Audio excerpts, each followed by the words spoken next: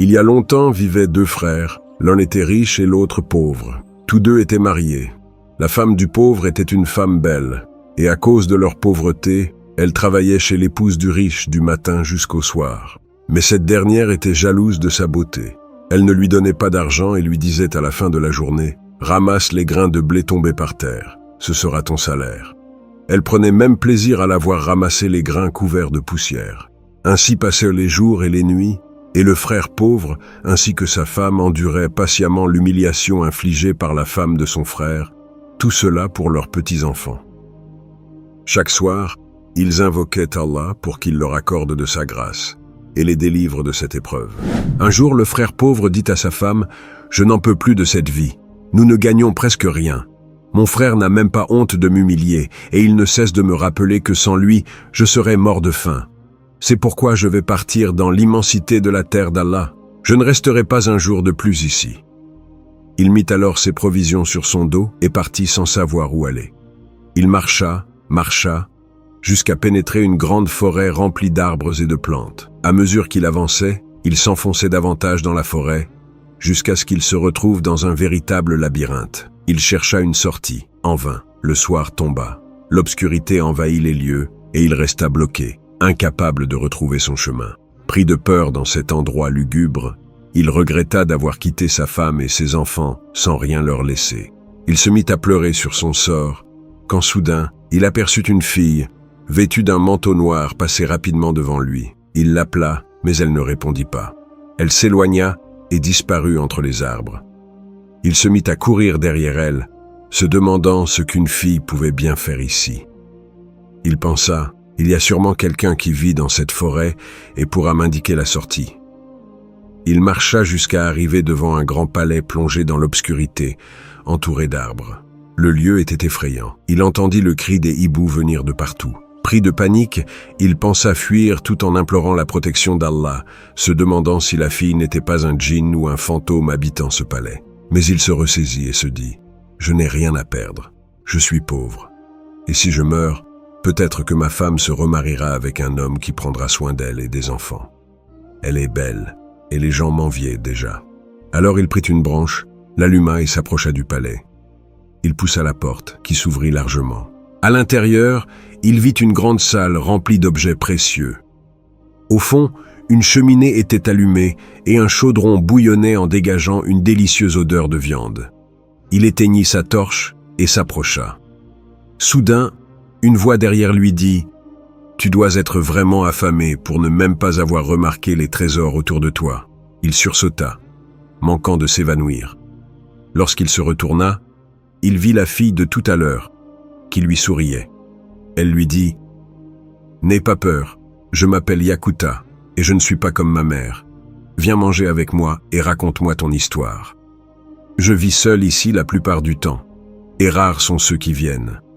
Ceux qui osent viennent pour voler nos trésors, alors je les tue, car ces objets appartiennent à ma famille depuis des siècles, et ma mère et moi les gardons. Maintenant, dis-moi ce qui t'a amené dans cette forêt où la lumière ne pénètre pas. » L'homme mangeait en l'écoutant, puis il se sentit rassuré malgré son visage inquiétant. Il lui raconta tout.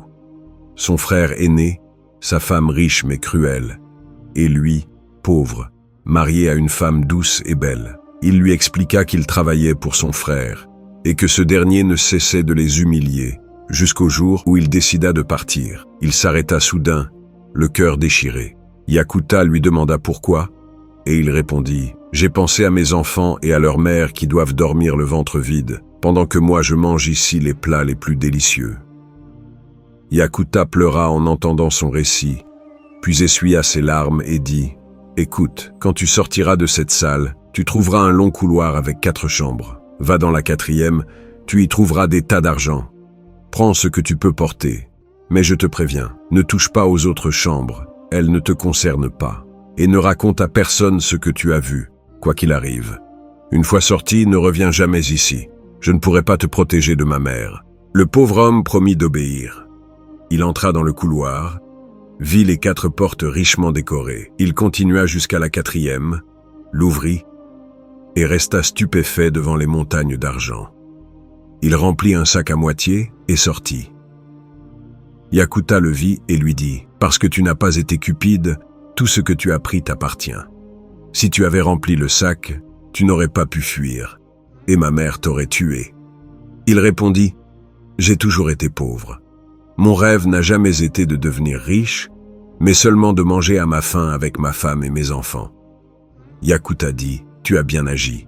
Tu ne connaîtras plus jamais la pauvreté. » Elle l'accompagna jusqu'à un point, puis dit « Continue par là, tu sortiras de la forêt. Moi, je retourne avant le retour de ma mère. » Ce que le pauvre homme ignorait, c'est que cette fille était une djinn bienveillante qui vivait dans ce palais avec sa mère, mais elle aimait les humains bons et ne leur faisait jamais de mal. Fatigué, il s'assit un moment pour se reposer, puis reprit la route, n'arrivant pas à croire qu'il possédait désormais un demi-sac d'argent. Il se rendit au marché, acheta un âne, quelques moutons, de la nourriture, puis rentra chez lui. De loin, il vit ses enfants ramasser des herbes près de la maison. Dès qu'ils le virent, ils coururent vers lui en criant « Papa est revenu !» Il les serra fort en pleurant. « Vous allez manger à votre faim, mes enfants. » Il ouvrit la porte et appela sa femme. « Où es-tu, femme ? J'ai ramené de la nourriture. Poulet rôti encore chaud, pain, piment et olives nous attendent. » Sa femme fut ravie de son retour. Tous mangèrent à satiété. Les enfants lui dirent ensuite que leur père était revenu avec un troupeau de moutons. La femme, étonnée, demanda « Que comptes-tu faire de ces bêtes ?» Il répondit « Nous vendrons leur laine, boirons leur lait et ferons du fromage et du beurre à vendre au marché chaque matin. Avec le reste de l'argent, nous réparerons la maison et achèterons de nouveaux meubles. » Elle s'étonna. « Il y a quelques jours à peine, nous n'avions pas de quoi manger et aujourd'hui, nous avons de quoi vivre heureux. » Il dit « Oui, Allah accorde sa subsistance sans compter. Et à partir d'aujourd'hui, tu n'iras plus jamais travailler chez la femme de mon frère. Elle n'est pas meilleure que toi. » Leur commerce prospéra. Le troupeau grandit. Ils eurent vaches, moutons et chèvres. Ils achetèrent la terre voisine et y cultivèrent du blé et de l'orge. Leur maison devint un palais. Un jour, la femme du frère riche dit « Ton frère et sa femme ne viennent plus ici. Tu crois qu'ils vont bien ?» Il répondit « Je m'en fiche. Mon père l'a toujours préféré à moi. Mais au final, c'est moi qui ai réussi. » Sa femme, qui savait combien son mari était mauvais, prit 2 pains et un peu de légumes et partit voir sa belle-sœur. Arrivée devant le palais, elle pensa s'être trompée d'adresse. Elle demanda à un homme qui lui répondit à voix basse « C'est bien là. Il paraît que son mari a trouvé un trésor. » Elle courut le dire à son mari qui en fut stupéfait. Le lendemain, il invita son frère à une grande fête, avec de beaux cadeaux. Le pauvre homme crut que son frère s'était repenti. Après le repas, le frère riche dit aux enfants « Venez, je vais vous montrer quelque chose d'amusant. » Il s'éclipsa avec eux, quand le père demanda où étaient ses enfants. Le frère riche répondit « Dis-moi où tu as trouvé le trésor, sinon tu ne les reverras jamais. » La femme supplia « Je vais tout te dire. » Elle raconta l'histoire. Le frère riche libéra les enfants, puis partit avec 2 grands sacs vides, habillé comme un mendiant. Il trouva le palais et Yakuta. Elle lui demanda « Que fais-tu ici? Qui t'a autorisé à entrer ?» Il pleura « Je suis pauvre. Je cherche du travail. » Elle eut pitié de lui et dit « Voici un couloir avec 4 chambres. Va à la 4e et prends ce que tu veux en argent, mais ne touche pas aux autres chambres. » Il y alla, vit l'argent, remplit un sac, mais il ne put le porter. Il décida de voir les autres chambres. Dans la 3e, de l'or. Il vida son sac et le remplit d'or. Dans la 2e, perles et diamants. Il fit de même. Pris de cupidité, il ouvrit la première, la plus décorée. Il y trouva des sacs de blé. Étonné, il se dit qu'il devait partir. Mais une voix s'éleva. « Un humain dans mon palais? Malheur à lui !» C'était la mère de Yakuta.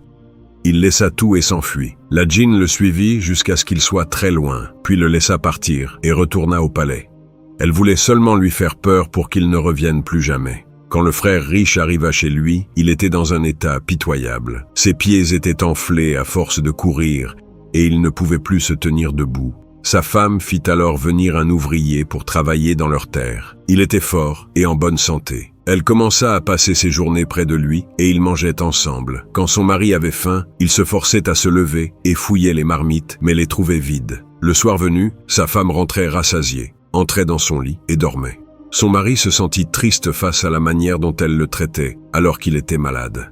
Il se mit à pleurer sur son sort et sur sa grande avidité. Il se dit, si je n'avais pas été si avide et que j'avais pris de l'or ou de l'argent, je serais aujourd'hui l'homme le plus riche du village. En y réfléchissant, il comprit ce que la djinn voulait lui faire comprendre. Le blé qu'elle gardait dans la première pièce valait plus que tout. Il se dit, à quoi sert l'argent si l'on ne trouve rien à manger? Mais il ne comprit cela que lorsqu'il eut très faim. Le matin, il se rendit chez son frère. La femme de celui-ci ouvrit la porte. Quand elle le vit dans cet état, elle le fit entrer et lui servit les mets les plus délicieux. Puis elle lui dit, « Raconte-moi ce qui t'est arrivé. Où est ta femme ?» Il soupira et lui raconta son histoire. Puis ajouta, « Je suis tombé malade après que la djinn m'a poursuivi dans la forêt. Quant à ma femme, elle ne veut plus de moi depuis que je suis dans cet état et incapable de travailler. » Elle eut pitié de lui et dit, « Ce n'est pas grave. Lorsque tu seras rétabli, je demanderai à ton frère de t'employer chez nous. Je te donnerai un salaire et un toit. » Il répondit, « Est-ce vrai ce que tu dis? Tu ferais cela pour moi, après tout ce que je vous ai fait subir ?» La femme du frère répondit, « Nous ne rendons pas le mal par le mal. C'est pour cela qu'Allah nous a honorés et nous a accordé une subsistance que nous n'attendions pas. » Elle ajouta, « Avant toute chose, vous restez des frères. » Quand son mari revint du marché et apprit ce qui était arrivé à son frère, il demanda pardon à Allah et dit, « Mon frère a été avide toute sa vie, il m'a humilié et n'a jamais eu pitié de moi. Il a eu ce qu'il méritait lorsqu'il a choisi une femme avide qui aime l'argent. Elle l'a jeté et s'est passé de lui lorsqu'il est tombé malade. » Puis il regarda sa femme et dit, « Gloire à Allah, n'est-ce pas cet homme dont tu ramassais les grains de blé dans son champ pour nourrir tes enfants? Et maintenant, c'est lui qui travaille chez nous. Mais je connais ton bon cœur. Ne lui rends pas le mal qu'il nous a fait, à lui et sa femme. Sois bonne envers lui, comme Allah a été bon envers nous. » Ce fut donc une fin heureuse pour celui dont le cœur est rempli de bonté et de contentement, tandis que le malheur frappa celui dont le cœur est plein de mal et d'avidité.